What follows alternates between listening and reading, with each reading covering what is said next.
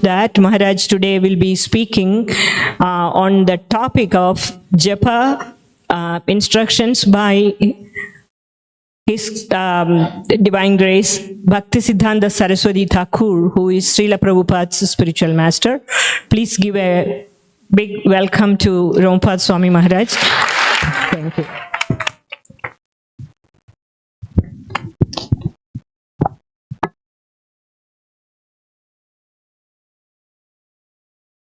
We're going to sing the song that you see on the screen. Many of you know the song, but some of you may not. It's very simple. Names of Krishna in Vrindavan. So let's go to Vrindavan through sound. Jaya Radha Madhava Kunja Bihari Jaya Radha Madhava Kunja Bihari Jaya Radha Madhava Kunja Bihari Radha Madhava Kunja Bihari Gopi Jana Vallabha Girivardhari Gopi Jana Vallabha Girivardhari Gopi Jana Vallabha Girivardhari Gopi Jana Vallabha Girivardhari Jasodanandana Brajajanaranjana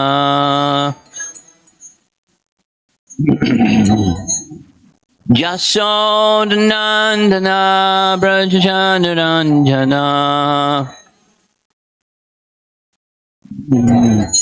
Jamuna Tiravana Yadi Avanacha Jamuna Tiravana Chadi Jaya Radha Madhava Kunja Bihari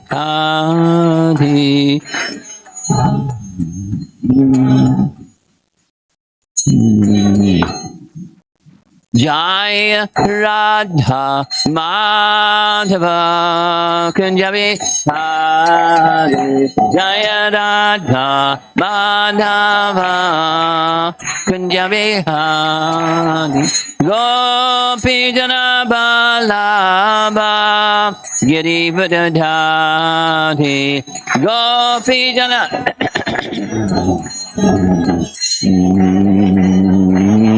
Gopi Jana Vallabha Girivardhari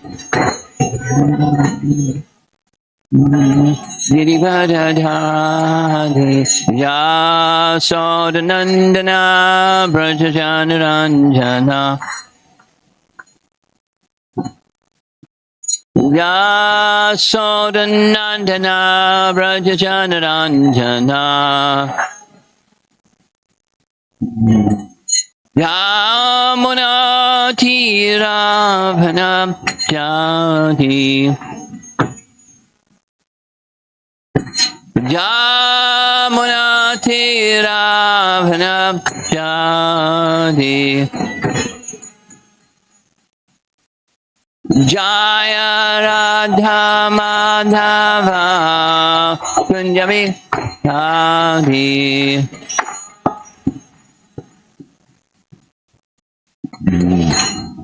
Jaya Radha Madhava Kunja Bihari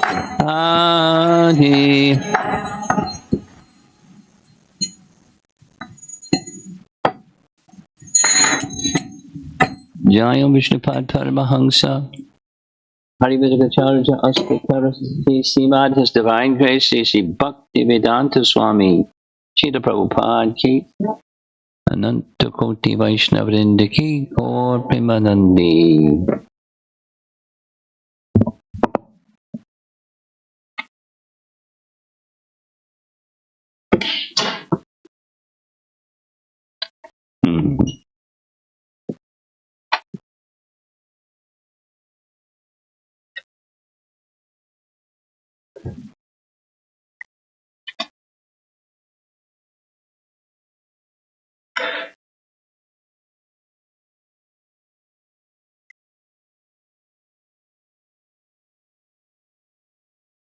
during part of the time we spent together, we were discussing some nice writings by Bhakti Siddanta Saraswati Thakur. And for those of you that are newer, who is he? This is our founder Acharya's Murti, seated in the back. And he, Srila Prabhupada, who we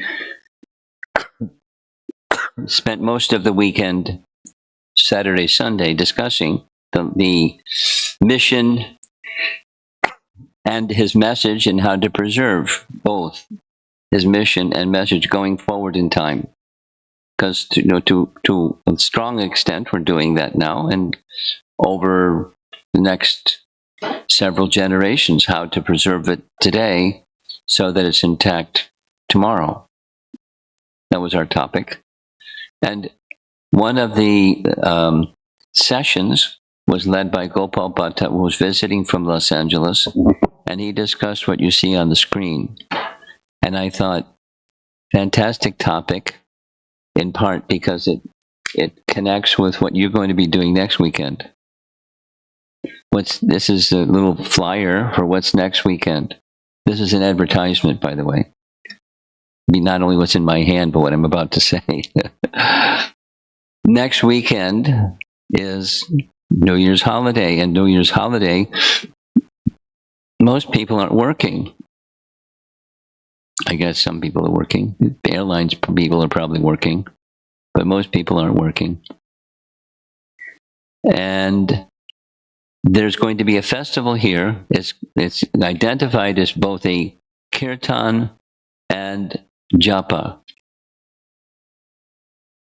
So we all know what kirtan is. This is japa. This is our chanting on beads, the Hare Krishna Maha Mantra.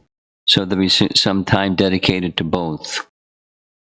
So the dates, according to this little nice flyer, it starts Wednesday, 31st, and then Thursday, the 1st, 24-hour festival. I'm sure there'll be lots of prasadam and lots of chanting of the holy name, as everyone here knows. Even new people, by now you certainly know. The Hare Krishna movement is about chanting Hare Krishna. And the teachings that come from Krishna, Bhagavad Gita, and the teachings about Krishna that are found in Srimad Bhagavatam, and that which awakens the dormant Krishna consciousness, especially effective in this age, the age of Kali, age of quarrel, is the holy name. So Prabhupada's spiritual master wrote many, many books, translations of ancient texts, plus writings explaining them and expounding on them. And one of the books that's published by him, or by his publisher, is a collection of letters, because there wasn't this kind of a system, recordings and YouTube, and so much of what was done was in written form, and then in personal instructions, it was also purposefully copied and distributed. So one of the ways was his letters. He kept a copy, and later they were published in the form of a book.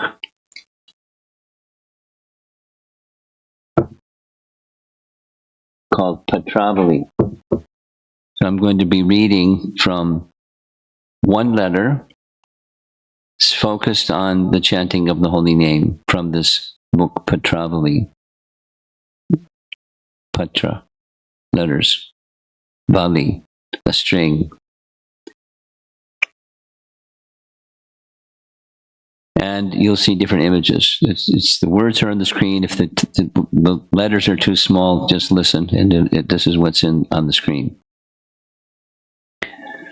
I am overjoyed to hear that your enthusiasm for chanting is increasing. as our contaminations are removed by chanting, the Lord's form, qualities, pastimes will be revealed to us in the holy name. So I'm going to unpack that a little bit. In our line of disciplic succession, there was one superlative predecessor acharya named Rupa Goswami. And one of Rupa Goswami's writings, one of his special writings that we study for our Bhakti Shastri, etc., is a book in which he's describing principles of how to make spiritual advancements and obstacles that impede spiritual advancement.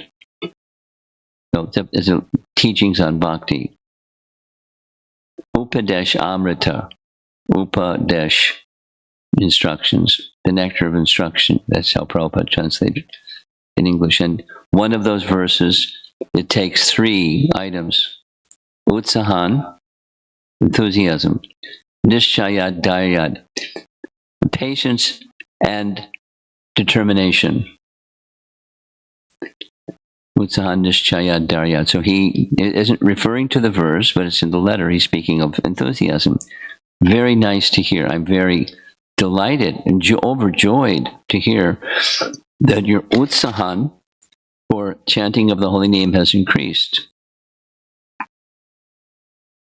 And then next, and without the reference scripturally, but that process of engaging and hearing and chanting and hearing and chanting, hearing and chanting, it leads to removal of unwanted things, subtle unwanted things that drive the outside unwanted things, behaviors and speech that are degrading or sinful or at least inappropriate.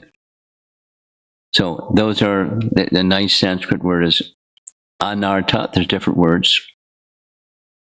Unwanted. Artha, as in dharma, artha, kama, moksha. Artha. Now most people, when they hear artha in that sequence, it's economic prosperity. But more explicitly, artha means something wanted. And you put the prefix a in front of it and it becomes the opposite, unwanted. So unwanted things in the heart become cleansed. It's a cleansing agent. Chant enthusiastically, and something happens on the subtle plane. Desires in the heart become diminished. And then that keep going and keep going and keep going. And Krishna's, the non-difference between Krishna and his name, one's own spiritual identity becomes awakened, and Krishna's spiritual identity becomes further awakened. Because through the medium of the name, and specifically, I'll read the language. This is an English translation. I don't know if he wrote the letter in Bengali or English, but the English translation reads, the form of the Lord will be revealed, the qualities of the Lord and the pastimes will be revealed to us in the holy name. Not through the medium, not through that doorway, but in the name itself. It's important. It's a nice understanding, but this introductory little sentence is the resting part of the rest of what he writes. So it's important to get the first sentence correct, or like the fullness of it as much as we can. There's a teaching that says the holy name is non-different than Krishna himself. We discussed this a little bit during the 4th of July holiday. The non-difference between Krishna and his holy name. It's the vachaka is the sound vibration feature of Krishna. There's vacha and vachaka, the sound and the object of the sound. So the form of Krishna is his name, and his name is his form, and with his form, his qualities and his pastimes. So most of us, when we're singing or chanting, or what hopefully many of you will be doing that over the New Year's holiday, those that come and participate with the kirtan and the japa, you'll be directly associating with the name, both in kirtan form and in japa form. And that is an important understanding that the name that we will be chanting is none different than the person. Now that's a concept, but it's a concept that's a spiritual concept, and therefore the mind can't comprehend it. And let's see if he says that here, but he certainly says it elsewhere. It's not possible for this little binary processor called the mind, because that's what it's, a 1 or a 0. And it's neither a 1 nor a 0. So it doesn't fit. The mind can't get around the idea that the sound is the person. But through purification, through unwanted things being removed, he's indicating that's the outcome. When you become, and any one of us have become, a little successful in the cleansing process, the removal of unwanted things process, then the spiritual reality becomes revealed. And that spiritual reality is who we are and who the name is. And the name is a person with form and qualities and activities. In other words, advanced persons like Bhakti Siddanta can experience Krishna's pastimes within the name.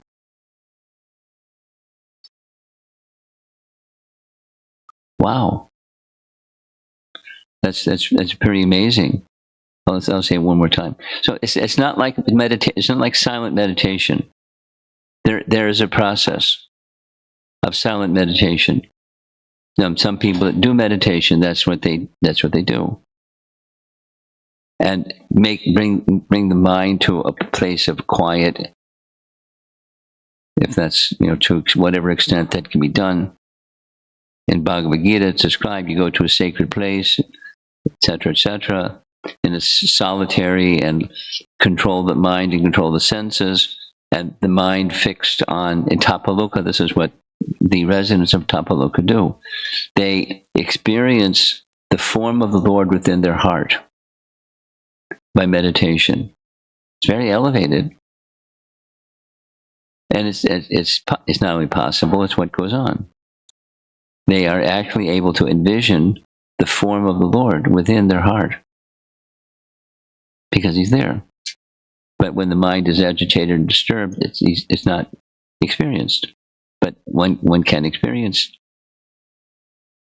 Now here, it's not just his form, but then his qualities and his activities on the spiritual plane in the name. In other words, to say it this way, the process of chanting is superior to the process of silent meditation. And that's one of the teachings that's found in a very wonderful commentary, Brihat Bhagavatamrita, where that's exactly what's described in precept and then in practical demonstration within the narration found in Brihat Bhagavatamrita. But this isn't Brihat Bhagavatamrita, this is Prabhupada's spiritual teacher, his guru, giving in a letter an explanation of how to. I'm overjoyed to hear from you how your enthusiasm for chanting has increased. And by that enthusiasm in chanting, unwanted things within the heart become dissolved, washed away. And when that's washed away, then at a very mature stage, Krishna becomes revealed to that person in his form, qualities, and pastimes within the name. It's nice. No, we're not there yet, but at least he's giving a description of what's the path and what's at the end of the path. What's the goal? Here's the next slide. Technology, cooperate, please. There we go. There is no point in making a separate effort to artificially remember the Lord's form, qualities, and pastimes. The Lord and his name are one and the same. This will be understood clearly when the coverings in your heart are removed. So be patient. So that's utsaha, be patient. While being enthusiastic, be patient. And one of the things that helps sustains patience is the confidence it's going to take you to a better place. To the place of spiritual reality directly experienced by yourself, with your spiritual senses, with your spiritualized mind, with your spiritual intelligence, with your whole spiritual being. That's the outcome. By chanting without offenses, you will personally realize that all perfections come from the holy name. Now, this is a letter. He's not writing a book. He's written books on this topic, but this is just, dear Prabhu, dear disciple. And there's mention in this particular sentence the importance of chanting without offense. And the offense doesn't sound nice. So what are those offenses? A primary one of the 10 offenses is inattention while chanting. So say it on the positive side. One of the ways to overcome that offense is attention. They'll go the other way. There's the do and the do not. The vidhi and nishedas, the things to do, things not to do. Don't be inattentive. So when you're not inattentive, and the other 9 offenses out of the 10 offenses, they're listed and identified. So he's not giving them here, but the hearer is aware. So when you're able to go beyond offenses in chanting, you'll realize all perfections, plural, come from the holy name. Through chanting, the distinction that exists between the self and the gross and subtle bodies is gradually effaced. Nice word, English word. Effaced means like erased or going, gone. Effaced. It's like if there's some script chiseled into stone, and somebody wants to destroy that image of the image or the letters or the something, so they smudge it out. They take another chisel and they efface that stone slab, so you can't see what was there be anymore. Effaced.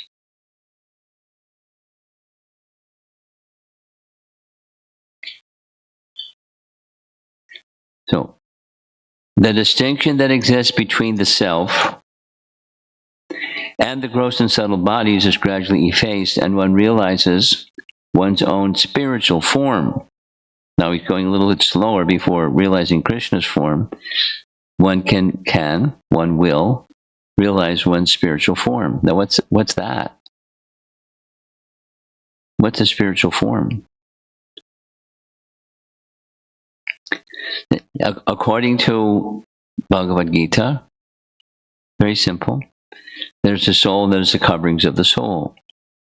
The coverings of the soul are in 2 categories, gross and subtle. So the gross one, here we all have one, material body. And it's a covering. And then there's the subtle covering, mind, intelligence, false ego. We don't see them, but we see the influence of them. They're there. And it's not who we are, but it's the covering of who we are. And gradually, those material, gross and subtle coverings become surcharged spiritually or spiritualized. And then the spiritualized covering, with the spiritualized covering, one may then realize our spiritual form. And the spiritual form has form. That the spiritual form has form. Prabhupada gives this example. Just like I'm wearing a sweater. And the sweater has 2 arms and a torso. Because what's underneath the sweater is 2 arms and a torso. So the sweater takes the shape of the body. And then below the sweater, there's a shirt. And the shirt also has 2 arms and a torso. So as the coverings of the body have form, it's because beneath the coverings, there's a form. Let's just use a simple example. Simply, there's spiritual form. And their spiritual form is all spiritual. It may not look like this one, the gross physical one, but there's form. And what is that form?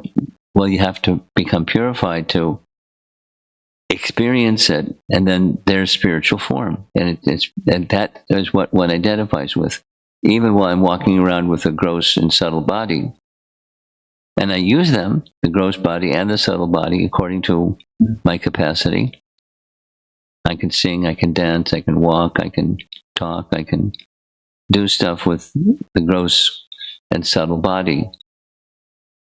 But there's a driving force within it, that's the spiritual form. And I don't recognize it because I'm too much absorbed in identifying with the covering.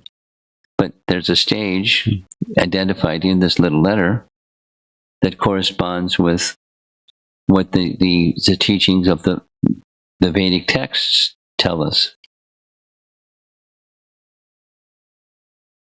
Once one is aware of the spiritual body, as one continues to chant, one sees the transcendental nature of the Lord's form. You know, when you're on the train and you see some scenery passing by, oh, I recognize that place. We're getting closer to our destination. And then the closer destination is the Lord's form. Only the holy name reveals the spiritual form of the living being and then causes him to be attracted to the Lord's form. And the Lord's form is revealed to one who is attracted to the Lord's form. You know, that's like deity worship. This is a very simple example, like the chanting. The deity is a form. And it's not only a form, but it's Krishna. And one of the procedures to install a deity is through mantra and procedures, mantra and tantra. The deity, the Supreme Lord, is invited to come and receive the worship of the worshippers. So the worshippers are dressing the deity and bathing the deity and offering items to the deity, etc., in a regulated way so many times a day, etc., with cleanliness, etc. And those are all on, one description is they're on an external plane. But on an internal plane, on a platform of spiritual reality, the personality of Godhead, who is not different than his installed deity form, is accepting the offering. He's accepting the expressions of heart, and then the mind and the body being extended to, and deity worship is very similar to chanting. In fact, the way to get proper understanding of deity worship begins through sound, through chanting and Vedic teachings. Then we can have a more precise, rather than a misunderstanding, a relative the incorrect understanding of what deity is, and for that matter, what scripture is, and for that matter, what Vaishnavas are, and for that matter, what the holy Dham is. So people may revere the holy Dham, or sacred rivers, etc. Well, without really understanding, that's okay. There's purification because they're going to the holy Dham and taking bath in the Jamuna or the Ganges River. But the realization, the direct spiritual experiences, that's what we want. And that's what's being instructed here in this nice letter. Coming to the stage of being attracted to the Lord's form. Only the holy name reveals the spiritual qualities of the living being and then causes him to be attracted to the Lord's qualities. First is form, then qualities. The holy name reveals the spiritual activities of the living entity and then causes him to be attracted to Krishna's pastimes. By service to the holy name, we do not mean only the chanting of the holy name. It also includes other duties of the chanter. If we serve the holy name with body, mind, and soul, then the direction of that service spontaneously manifests like the sun in the clear sky of the chanter's heart, which is it's poetry. It's a metaphor. The sun rising in the clear sky of the chanter's heart.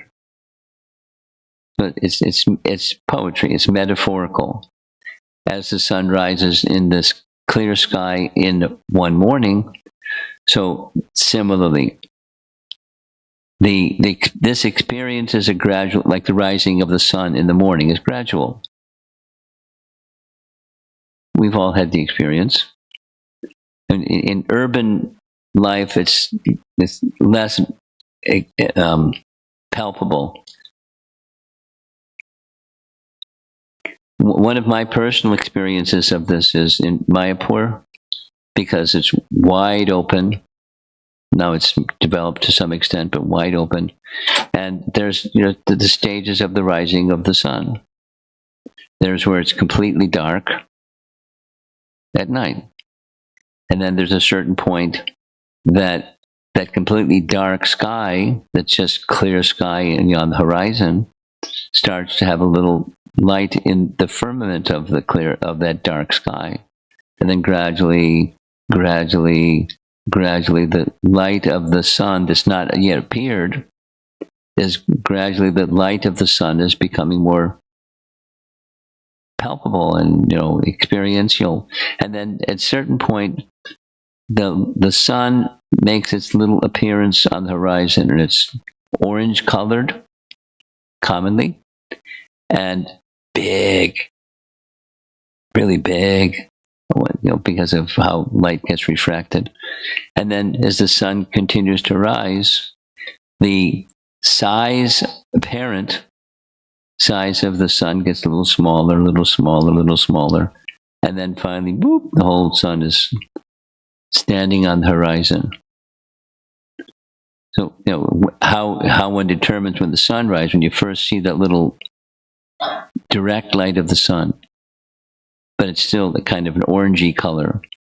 And then it gets more light color, and then it gets like a bright yellow, effulgent color.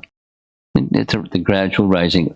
So the metaphor is to the gradual rising of the sun. As with the gradual rising of the sun, these items mentioned are gradually experienced, like who we really are, spiritual form, and the form of the Lord.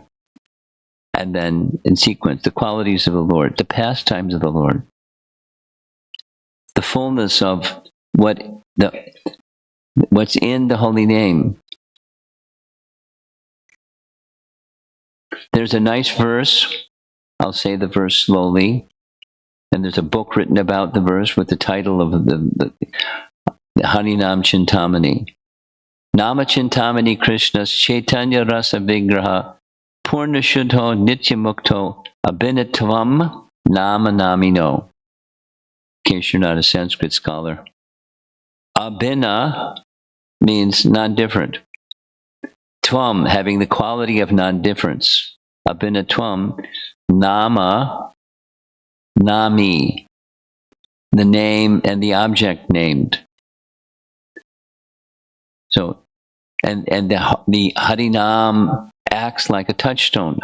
Nama, Chintamani, touchstone. The touchstone, by definition, touchstone has the quality of something that's base in contact with the touchstone transforms the touchstone into something that's very valuable. In many cases, it's base metal becomes gold. How'd you like to have one of those things? A touchstone that takes base metal, like your iron, your pots in the kitchen, and you touch the touchstone, they become golden pots. Wow. So like a touchstone does such things, the holy name does such things. That is, consciousness can become spiritualized fully. And then that spiritualized consciousness, one experiences differently than when consciousness was dull or iron-like. It just works that way. I mean, it's mystical in one sense, but it's quite standard in the other sense. Standard mysticism. Namachintamani Krishnas Chaitanya Rasa Vigraha. Its form, Vigraha, is rasa. The name. The form is rasa. So that's a whole topic. What's rasa? What is it? Rasa, it's a simple definition, is taste. Like, using the example of juice. We could, do a little survey and say, ask you, rather than survey, if you were given the opportunity to have any kind of juice that you want, of any season, now, ripened, fill in the blank, what kind of fruit? What would your choice be? Mango. But without going through the whole explanation, if you gave you 10 gallons of mango juice every day for 30 days, you'd say, how about a little apple juice or pineapple juice or grape juice or something other than just 10 gallons of my favorite. In other words, we like variety. And rasa has variety. Taste, juice, has variety by its nature. And we engaged in exchanges of rasa with the holy name. There's variety. There already is. It's whether, we like it, but like it or don't like it, there's variety. Chaitanya Rasa Vigraha. The name is the form, the Vigraha of rasa. And it's Chintamani. It's fully conscious. The name is not dull matter, but it's Chintamani. It's alive. Because the Krishna's form is alive, etc., etc. So, it's a doorway. Like most of us came into the temple room through that door right over there. Now, maybe somebody came through the window or, there's no chimney here, Santa Claus coming through the chimney or something. But most of us came through the doorway. So as there's a doorway to get into the temple room, so also there's a doorway or an entryway into being with Krishna. And that being with Krishna doorway is his name. And then once you're in with Krishna, there's diversity. There's rasa vigraha. There's varieties of rasa. Purna Shuddho. Completely pure. Not kind of, but complete. Purna Shuddho. Nitya Mukto. always in the liberated position. Abhinatvam nama namino, not different than the name and the object named are not different. So that's it's nice. It's high, but the doorway is simple. The process of chanting, which Bhakti Siddanta is appreciating his disciple. Oh, I'm overjoyed to hear how you're enthusiastic. Here's where that train is going.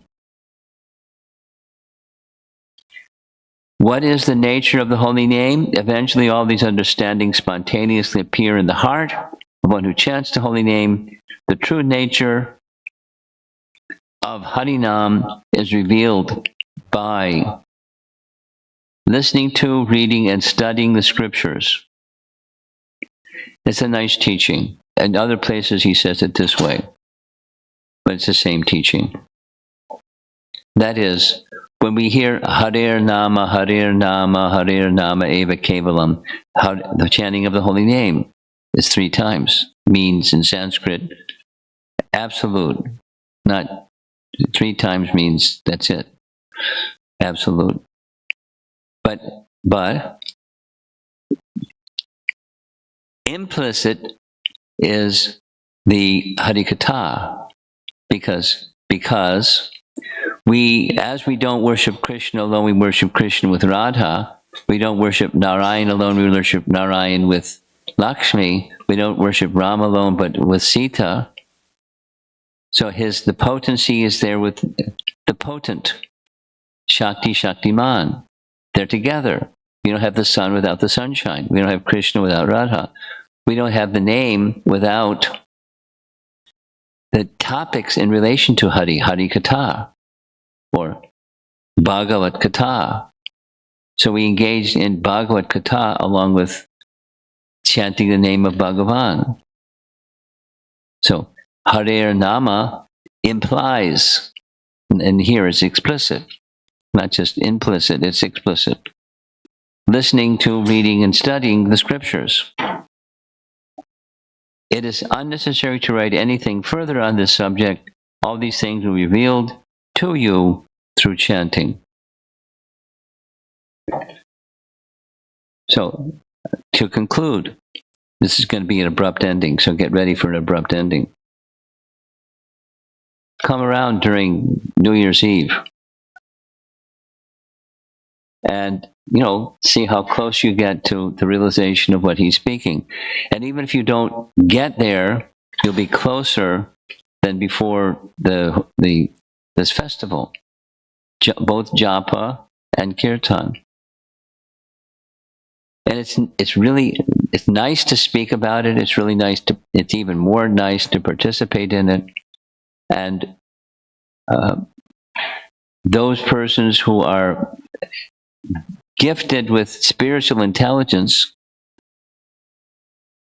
who are those persons that are gifted with spiritual intelligence? When Krishna chooses to give them spiritual intelligence, of us or someone, spiritual intelligence, is because they've engaged in sincere service. Dadami bodhi yogam tam yena mam upayanti te. Tesham satata yuktanam bhajatam priti purvakam. You know the verse from Bhagavad Gita? Dadami bodhi yogam tam. Bodhi, intelligence. The intelligence of how to make that connection with Krishna so that you can experience. So, during the course of between now and Wednesday, there's only a few days in between, prepare yourselves, reading Bhagavad Gita, doing your chanting, and come for some part, if as much of it as if you can, 24 hours worth of immersion in both Kirtan and Japa, and see if what Bhakti Siddanta is describing, you become a little bit closer, at least the effacing of the contaminations of heart, if that's something that you experience.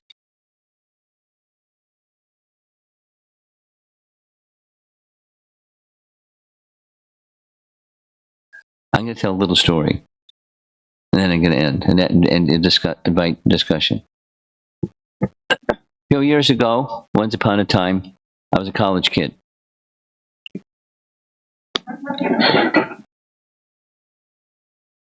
And I didn't know what Krishna consciousness, Bhagavad Gita, I was a college kid in ignorance of who I really am and, those kinds of things. And without the detail, I'll make a very sweet story short and sweet. One devotee whose initiated name is Burijan. I didn't know him as Burijan at the time. I didn't know he was initiated. I didn't know anything. But he just, we were having lunch together in the student union. And just before I got up to leave, he gave me a Back to Godhead magazine. And I, because it was from him, he's, friend. That was it. He was just a friend, a nice person. So I had this Back to Godhead magazine, and I was carrying it around.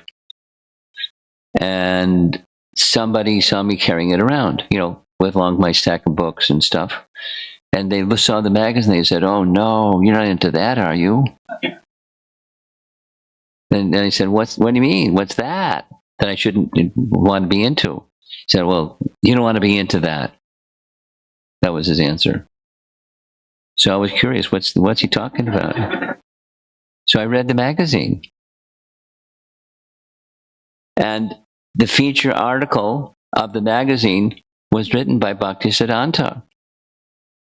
It was a reprint in a, mimeographed, a very old style way of reproducing images and text and stapled together. That was it.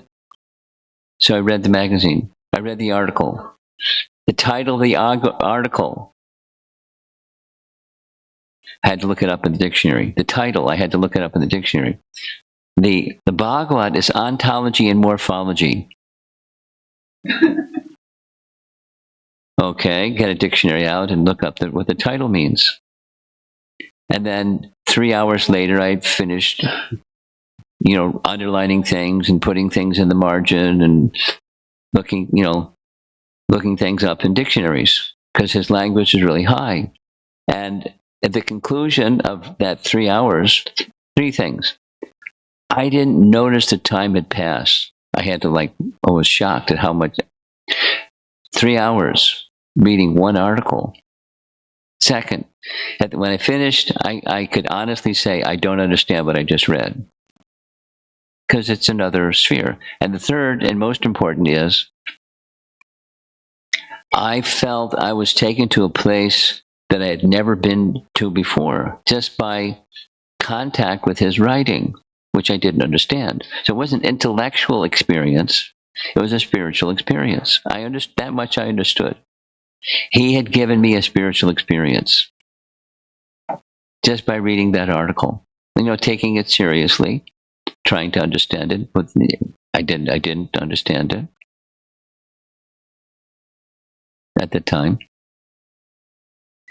But there's a spiritual reality that a spiritual personality can, because of their spiritual charge, they can transmit or transfer some of that spiritual charge to others. And that's how the bhakti process works. So let's see how many are able to make it. Whatever part of your New Year's Eve and the next day, New Year's Day, you can make it. Please come, participate,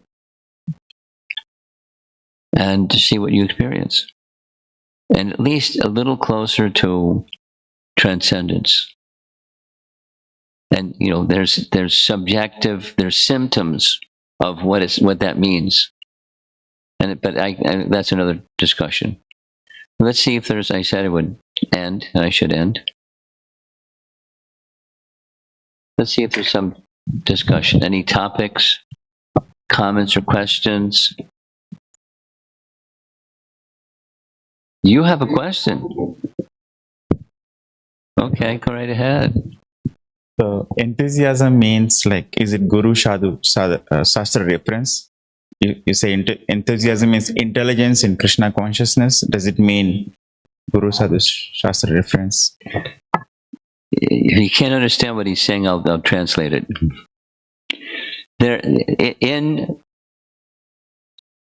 During this past July 4th weekend here in Naperville, we had a little seminar on Japa retreat, but we called it Festival of the Holy Name and included kirtan, etc.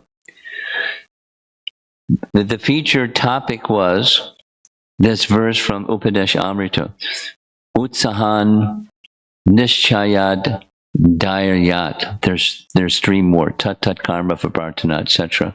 But we just focused on those first three. Enthusiasm, patience, firm conviction or confidence or determination. So he's referring to a definition that's found in that text. What does enthusiasm mean? And here's, I'll say it twice. Enthusiasm means endeavor with intelligence in Krishna consciousness is enthusiasm. One more time. Endeavor with intelligence in Krishna consciousness. That's enthusiasm. That's a definition given in Upadesh Amrita or Nectar of Devotion. It's a nice definition. It's very simple and it's true. So now I'm not, because the articulation of your question wasn't clear. Could you just touch the main point that you'd like to ask from this question? Does it mean following Guru Sadhu Shastra? Well, that's, it includes, but it's not what it means. Intelligence in Krishna consciousness and endeavor in that way. So intelligence guides, intelligence is if things are in proper order, they're not always in proper order. Intelligence is superior to the mind. So the intelligence gives direction to the mind when things are in proper order. And then the mind gives direction to the senses when things are in proper order. Commonly it's the reverse. And then the senses are superior to dull matter. There's a verse in Bhagavad Gita. Indriyani pranya hur, etc. It's a verse in Bhagavad Gita. So the question is, does that mean following Guru Sadhu Shastra? The phrase, for those of you that are a little newer, those are three standards by which one should conduct one's life. Top, Shastra, Scripture. And then how do we understand Scripture? Its meaning and the example of what it looks like. Guru and Sadhu. They exemplify and they represent. They speak and they live Shastra. They're parambulatory Shastras. If that's a true Guru and a true Sadhu, that's what they do, who they are.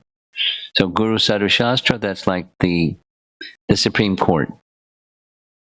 And final, that's it, Supreme Court. So Scripture, that's the authority that we have regard for, and we can decide and understand things through that authority.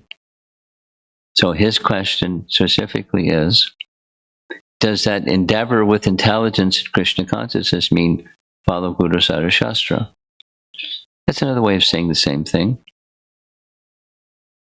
But, break it apart, and it's intelligence gives direction to the mind when it's in proper order, etc. Yes.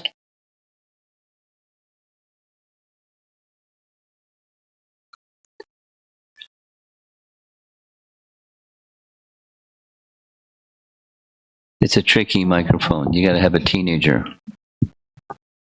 Go ahead. Hare Krishna Maharaj. Thank you for the session on holy name being non-different than Krishna.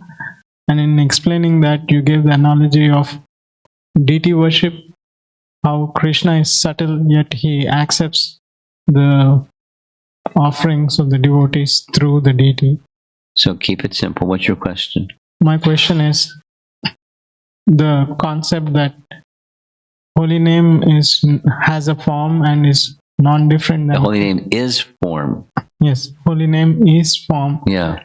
and is non-different from Krishna is a very Profound. profound and difficult concept. Yeah, it's to understand. we're not going to get our mind around that one. It won't be understood through the mind. Sorry. So the question is, when we are chanting, how do we implement this, or how do we bring this into a chant? 1, 2, 3. Just start with 1. The ear. Here. And then it becomes possible. This is a Bhakti Siddanta teaching. You've heard it before. The ear conquers the mind. The mind is this binary processor. Computers are replicating what the mind does. It's a 1 or 0, and then you mix it up together and you get a computer. That's the mind. And it's neither a 1 nor a 0. That which is transcendental is not cannot get entrance through the mind. So then one has to go beyond the mind, beyond the material mind. And then that means here, the method, that's your question, it's the ear, the spiritual ear, not this flashy thing on the side of the head. But then what does that mean? So that's a whole discussion. We had a whole class on it. You're probably referring to that class that I gave. And you're asking me to summarize it right now and with people that don't know that reference. It's a principle. Hear with a spiritual ear, in one sense, means with undivided attention, as opposed to how we normally hear. Attention that's splayed out.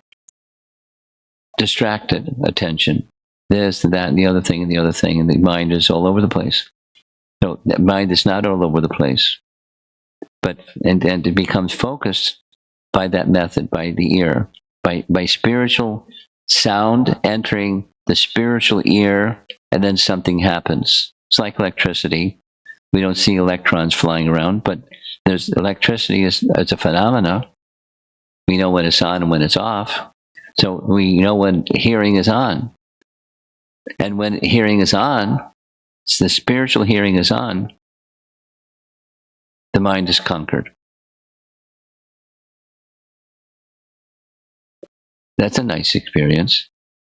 It's not the mind shuts off, but it becomes subordinate to spiritual sound, which is not different than Krishna, becomes subordinate to Krishna through sound, through proper hearing of sound.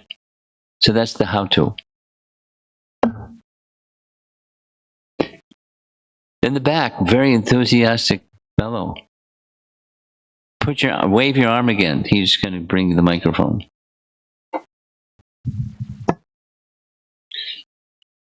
My dear friend, you get the last question, so I hope it's a good one. Pranam Maharajji. My question was, it was mentioned by chanting the holy name, one attains perfection. Well, one may, yeah, the door is open. Okay. So my question was, what is perfection meaning over here, and why is that important? Because sometimes we spend our lives being mediocre. So why is perfection important in? Why is perfection important? And what is meant by perfection? Yes. Okay, take that microphone from him.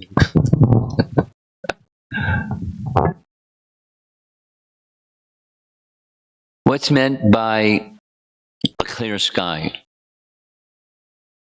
The sky where there's no clouds. And perfection is consciousness that's unobstructed.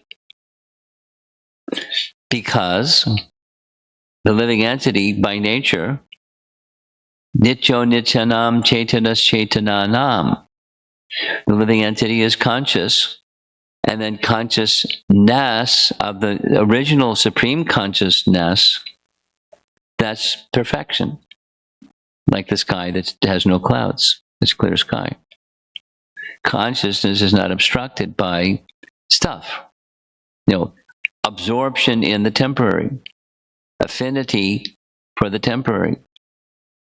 And the affinity for the temporary is provided to those who want it. I want to enjoy. And then, well, sure, what way would you like to enjoy? I want to enjoy that stuff.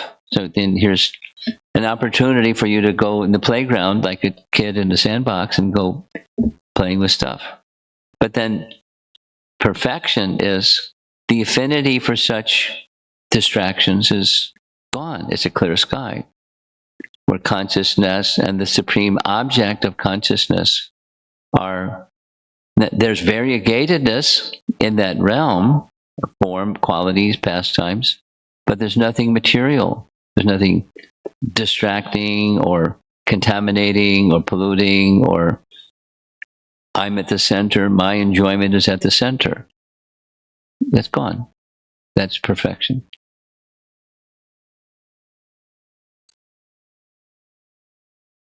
You're smiling. Okay, let's end. Should we